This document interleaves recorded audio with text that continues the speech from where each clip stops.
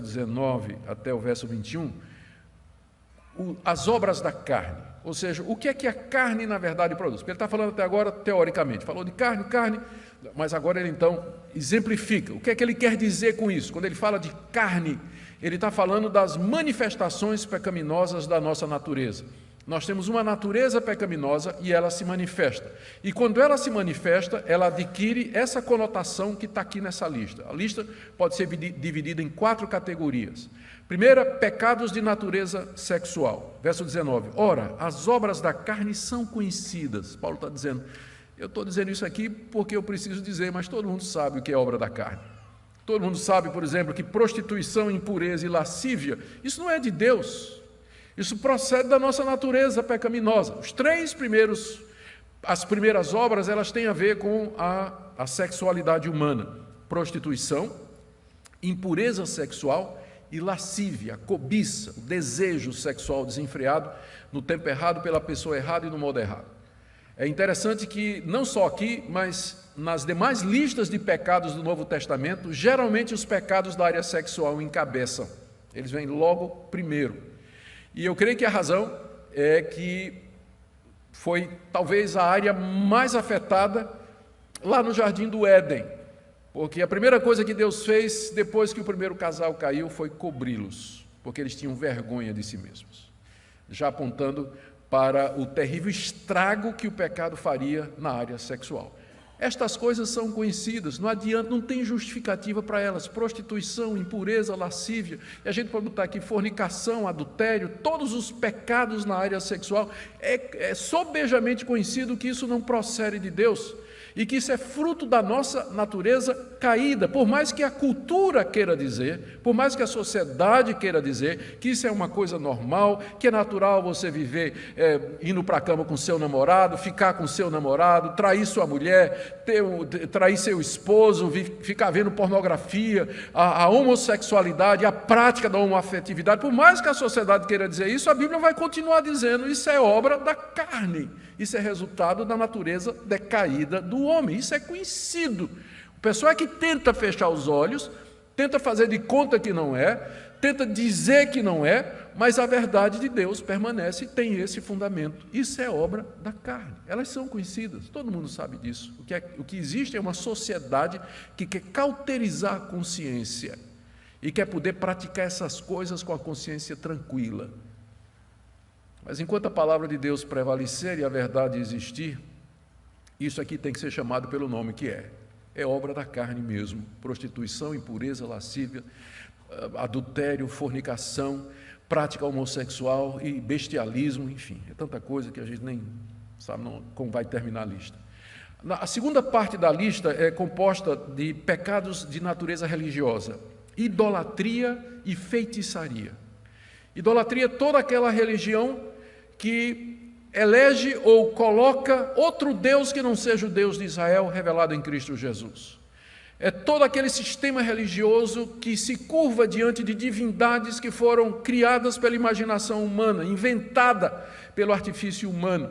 Paulo aqui se refere, e não faltava referência aqui, às religiões da sua época. No mundo greco-romano havia as religiões de mistério importadas da Frígia, da Mesopotâmia, com rituais secretos. Havia a religião grega oficial, baseada nos escritos de Homero, a Ilíada e a Odisseia. Havia a religião romana oficial, que era o culto do imperador. Havia a religião que vinha do Egito, que incluía a adoração do faraó e todo aquele panteão de animais que eram deificados na mitologia egípcia. O mundo de Paulo, o mundo do Novo Testamento, era um mundo cheio de religiões, era um mundo extremamente religioso. E Paulo diz, isso é idolatria, isso é fruto da carne, porque alguém poderia pensar, mas são pessoas que não conhecem a Deus e na sua sinceridade elas estão querendo chegar a Deus.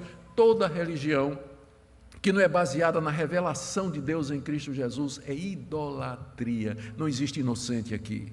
Não existe religião inocente, de pessoas inocentes que estão querendo fazer o seu melhor para alcançar a Deus. Paulo diz que é obra da carne, a idolatria, a adoração de ídolos e de outros deuses, é obra da carne.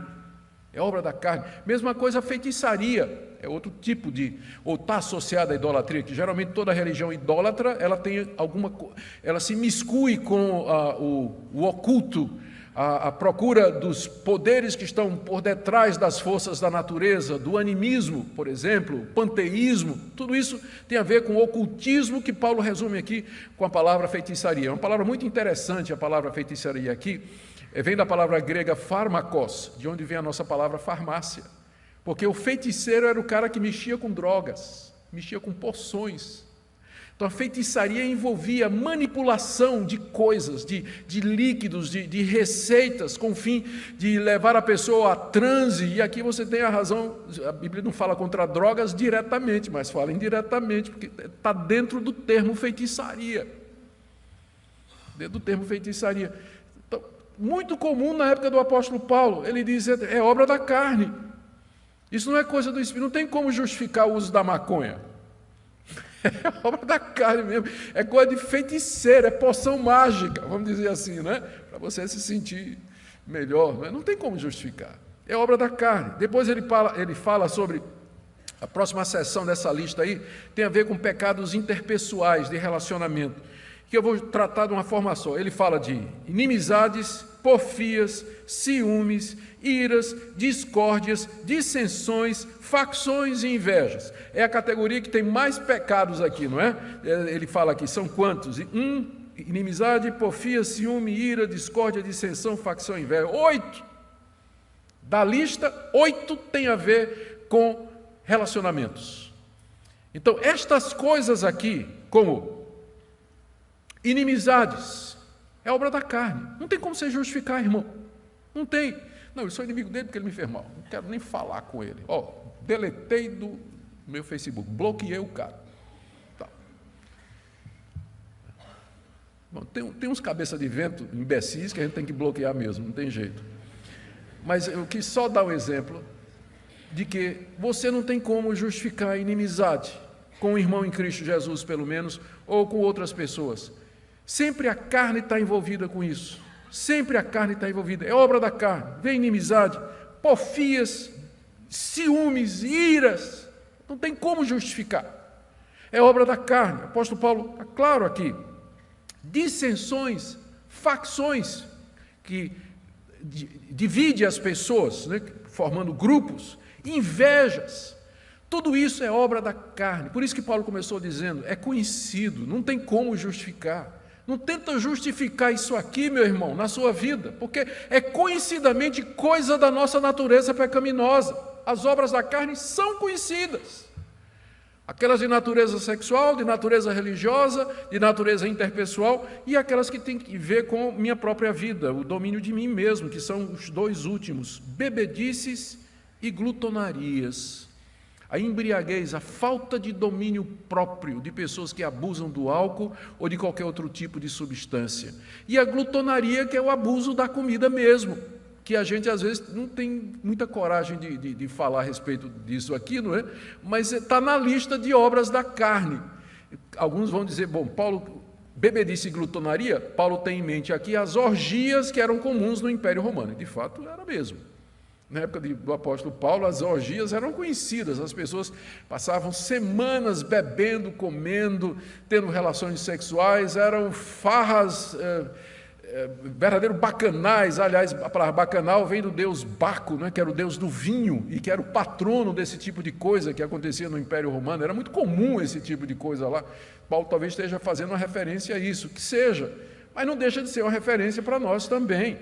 A questão da beber demais e comer demais também. E Paulo diz, e coisas semelhantes, que a lista não é exaustiva, por mais intensa que ela seja, ela não é exaustiva. Tem coisas semelhantes a essas.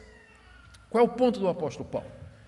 Ele está dizendo que toda vez que você tenta se justificar diante de Deus, pelos seus próprios méritos, é isso aqui que vai se manifestar em sua vida. A verdade a seu respeito vai aparecer. Porque a lei, ela como que estimula isso, ela provoca isso, ela desperta isso em nós. Por isso que, como eu disse no vocabulário de Paulo, estar debaixo da lei, viver na carne, é a mesma coisa.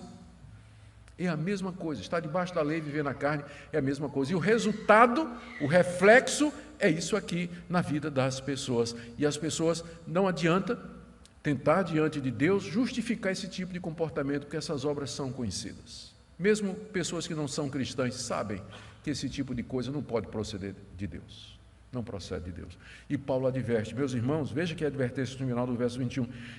A respeito dessas coisas, eu declaro para vocês agora, como já anteriormente eu preveni. Ele se refere ao fato de que quando ele esteve lá na Galácia, pregando o evangelho nas igrejas, ele já tinha falado sobre esse assunto, não? Ele está retornando ao ponto e disse, olha, vocês lembram que eu já preveni vocês a respeito disso. Os que praticam esse tipo de coisa não herdarão o reino de Deus. Quem vive na prática dessas coisas não herdará o reino de Deus. Por quê? Porque está evidente de que ele não foi regenerado. Está evidente que ele está tentando se justificar por méritos. Está evidente que ele pensa que o caminho da salvação é pela lei. Ele não conheceu a graça, ele não conheceu Jesus Cristo. E o resultado é que estas coisas se manifestam na vida dele e ele não tem poder para controlar isso. Ele pode ter capa de religioso, usar paletó e gravata, usos e costumes, Bíblia embaixo do braço, não perde um culto, mas é essa a natureza dele. Ele pratica estas coisas, umas em maior escala do que outras, outras mais intensamente do que outras, mas ele vive na prática dessas coisas. Note bem, o crente verdadeiro, eventualmente ele pode cair numa dessas coisas, mas como eu disse, é um pneu em 5.000 quilômetros. O que não é de Deus, ele vive na prática disso. Ele não consegue vencer isso. Mesmo que ele tenha consciência, ele não consegue subjugar isso, mas estas coisas caracterizam a sua vida, a prática delas.